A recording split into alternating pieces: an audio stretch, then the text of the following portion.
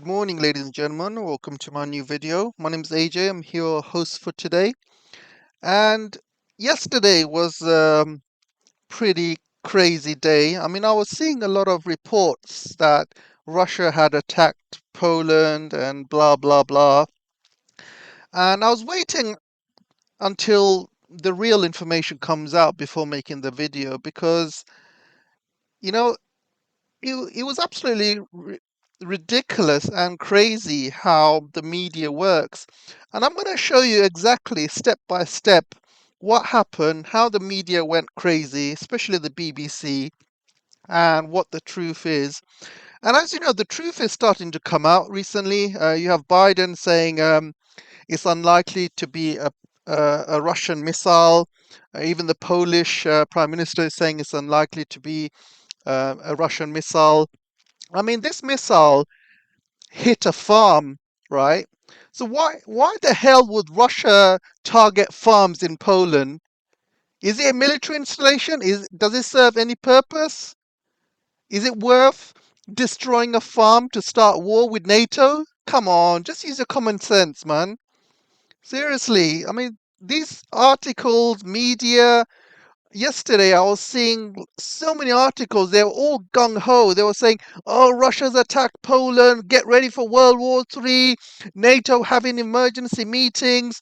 This was Russia. Then Zelensky was coming on, and he was saying Russia's brutality is now heading for Europe. Blah blah blah. All sorts of craziness. All sorts of craziness. And I was just sitting there looking at all of these articles, and I was just shaking my head, thinking, here we go again. Another buka, another fake escalation. But you got to give it to the Ukrainians. You got to give it to them. Nice try. They obviously tried to escalate this, bring Poland into the fight. But, nice try. It hasn't really worked. The articles I was seeing yesterday were so funny. I'm going to start with this one. Claims of Ukrainian responsibility are conspiracy theories, says Kiev. So this guy was saying it's a conspiracy theory, and he was basically Russian propaganda, and it was Russian missiles that's been hitting Poland. And even the Polish prime minister has come on and said, "All right, this looks like these are Ukrainian." S-300 anti-aircraft missiles.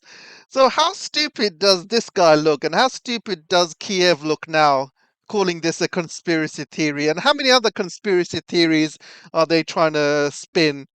I mean, absolutely ridiculous, absolutely ridiculous. There's other funny stories here, guys, also. So I found this absolutely hilarious as well. And look at the title here. G7 leaders meet to discuss situation in Poland. So these guys, they are all in Bali. They are all in the G20, and these G7 guys are having a separate meeting by themselves, and no other members of the G20 are invited. Apparently, no reason for China to be here. No reason for any other members to be here. What an insult! And not even allowed for Indonesia, who is the chair of the G20. They're not even allowed to be on this secret meeting as well. And you can see what it says at the bottom. At the G20 summit in Bali, world leaders are meeting in the sidelines to discuss explosions in Poland. World leaders. These aren't world leaders. These are the collective West. And there's a couple of funny things about this story as well. Um, you can see they put the Asian guy at the back, right? They put the little Japanese Asian guy sitting right at the back, far away from Biden as possible. And look at this guy here, right on the back. You can see Blinken. Blinken is right there, right at the back. I mean, if Biden can invite Blinken to sit there, then why can't these other world leaders invite their Secretary of States or their right-hand men to sit there with him as well? How can you say this is a meeting of the world leaders when you got Blinken there, basically sitting and watching the meeting? I mean, I don't know about you, but I think he's the real boss. He's the one telling Biden what to do, making sure he says the right thing, and he's just there. And he'll probably just whisper at Biden's ear saying, "All right, say this, say that, say this, blah, blah, blah." And how the hell did he get invited to this world leaders meeting? I have no idea. A couple of other things. They got Rishi Sunak to sit next to Biden as well. So I'm going to discuss Rishi Sunak later on. But this is absolutely hilarious. It wasn't just Ukraine telling lies. You have the Polish Foreign Ministry said Russian-made missile fell into Poland, and you can see the kind of lies they are trying to spin. I mean, what the hell is going on here? And you can see this article. What will NATO do now? Well, they want to trigger Article 5 and go to war against Russia. I guess that's what they want to do. They want to start a nuclear war against Russia. Can you believe this shit? Can you believe all this crap that's coming out of the West, the media? I mean, I was in shock watching all of these articles. I was also having a laugh as well. I mean, these guys were ready to go to war, nuclear war with Russia over a farm. I mean, come on. Anyway, let's move on. Let's talk about the G20. Before the G20 closed, the Western world, or the G7, shall we call it. So there seems to be two separate groups, the G7 having their own meetings, and then you got the G20. And this is an absolute outrage and an insult to other G20 members. And the G7 are basically calling themselves the world leaders. They've come to this meeting, they hijacked it, and we all know why they came to this meeting. We all know why. For two reasons. Number one, to condemn Russia, and number two, to hijack President Xi and try and sit with him and try and get him to condemn Russia as well, and try and get concessions out of China. Because every single world leader was trying to meet up with President Xi. You had Biden meeting him, you had the Australian Prime Minister meeting him, you had Trudeau meeting him, and the British Prime Minister didn't want to be left out. He tried meeting President Xi as well. But that meeting got cancelled and they absolutely snubbed the British Prime Minister. I'm going to talk about that a bit later on. So you can see here some reporter saying the G statement was stronger than expected. And she said that the G20 members apparently made this statement and they all condemned Russia, etc. And you can see right at the end saying, not only Russia has lost any veto it had over the G20, it further means that China has abandoned Russia. Not only is there no longer friendship without limits, there's no friendship at all. Can you? That is a big statement. That is an absolute big statement, and it's absolutely ridiculous. Let me tell you what really happened, shall I? So this is what really happened. The G20 summit ends. Divisions persist on Russia's sanctions.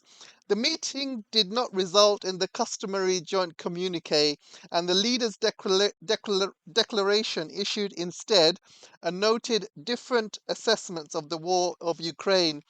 So the last statement did not mention anything what that reporter had said, and I can imagine all of these articles coming out in the West saying China has condemned Russia, blah blah blah. It's not the case at all. It is not the case, and you can see what this statement says exactly.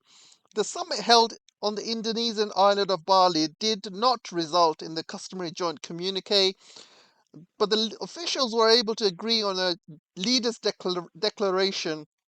The statement said that most members strongly condemned the war in Ukraine. Most. Can I show you most, right? So most members strongly condemned the war in Russia, but there were other views and different assessments of the situation and sanctions. Major powers like India and China have been unwilling to join the Western-led sanctions against Moscow, and Indonesia has not explicitly condemned Russia over the invasion. So you can see, um, he says the paragraph on the war is most highly debated. So the most important, thing to take out from this is most members strongly condemned the war.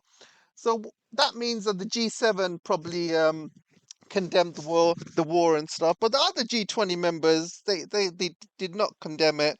China definitely did not condemn it. So all of this stuff that this reporter had said here, it's all bullshit, absolute bullshit. It did not happen.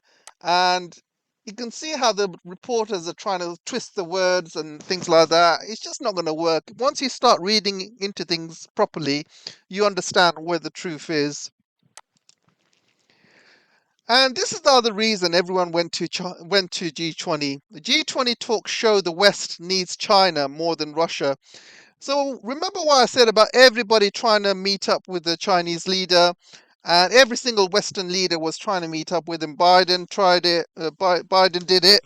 Didn't come back with anything. But the fact that the Chinese leader was was in high demand, and he met up with a host of other world leaders as well in there, and it just shows that everybody wants was there for a couple of reasons. I mean, the G20 obviously was there to be hijacked by the G7. So the G7 were going in there, having their own secret meetings, completely insulting the other G20 members. And they were there for two reasons. Number one, to condemn Russia, and number two, to meet President Xi, to get concessions, and also to basically get him to condemn Russia as well, which did not happen. Did not happen at all. So talking about Rishi wanted to meet Xi Jinping at the G20 summit because everybody else had met President Xi. You had Biden meeting him, Trudeau meeting him, the Australian Prime Minister meeting him. So majority of the Western leaders had actually met President Xi. So he did not want to be left out. So guess what happened? Got cancelled. Sunak reached out to the hand of friendship to China only to have it slapped.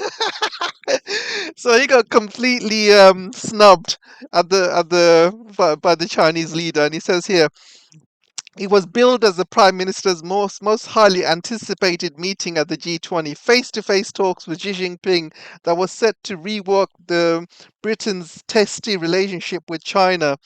Yet news of the last-minute cancellation of Rishi Sunak's. And guess what the British blamed it on? The British decided to blame it on the Poland missile strike. And you can see that here. Here.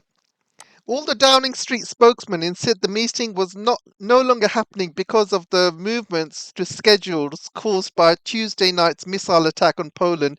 The suggestion is that it was pulled by China, having been requested by the British. And it actually was pulled by China. And I've seen some Chinese papers as well and Chinese media. They basically cancelled on Rishi Sunak. And you can see here, whatever the truth of the cancellation, Mr. Sunak now finds himself in the position of appearing to be snubbed by the leader of the world's second biggest economy. Absolutely hilarious. I mean, look, if you look at it on the British side, right, this missile strike was done by Ukraine. So Rishi Sunak, if he wants to blame this Poland missile strike, having this missed opportunity to meeting President Xi, then that's his own problem. You know what's Poland and Ukraine got to do with the G20? I mean, you gotta carry on having your own meetings, regardless of what goes on around the world.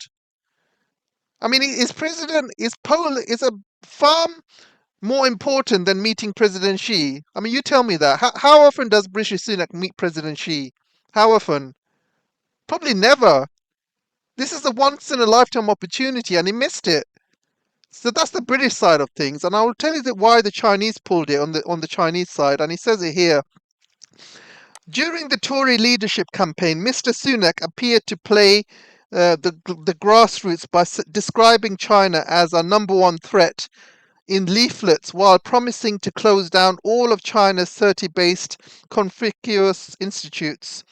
He also pledged a NATO-style alliance of countries which would be set up to counter Chinese technological aggression, with MI5 given a bigger remit to support British business from IP theft and key British assets that would be protected from Chinese takeover.